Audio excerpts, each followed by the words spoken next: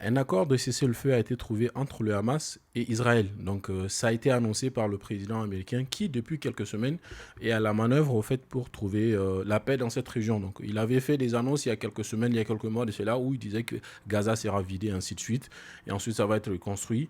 C'est plus le cas. Qu'est-ce qu'il faut savoir maintenant après Sénat? Je vous explique.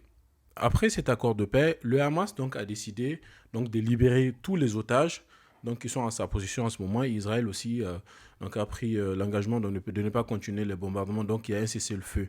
Il faut savoir qu'au fait c'est pas la guerre n'est pas encore finie. C'est pas comme si cet accord met fin à cette guerre, mais notamment c'est un accord de paix qui s'inscrit au fait dans la première phase donc de cette cessation de guerre que Donald Trump avait dans le plan de Donald Trump, excusez-moi, que Donald Trump donc avait annoncé dans le projet qu'il avait de paix pour cette région. Maintenant, reste à savoir comment le Gaza va être reconstruite, comment en fait ces Gazaouis vont continuer à vivre dans cette zone. Il faut savoir aussi que les Gazaouis ne vont pas quitter leur zone, comme ça avait été annoncé il y a quelques mois de cela.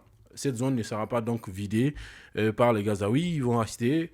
Et maintenant, reste à savoir comment ça va être reconstruit. Il faut savoir que cet accord de paix a été conclu aussi avec le concours de pas mal de pays, notamment les pays du Golfe, mais aussi certains pays occidentaux, et qui sont prêts aussi, je crois, à investir dans cette paix dans la région. Donc peut-être qui contribueront à cet effort économique qui consiste donc à reconstruire au fait cette zone. Vous me dites ce que vous pensez dans les commentaires. Pensez-vous que franchement cet accord de cesser le feu peut mettre fin à cette guerre ou bien c'est juste une trêve et puis la guerre va continuer? N'oubliez pas de vous abonner à la chaîne.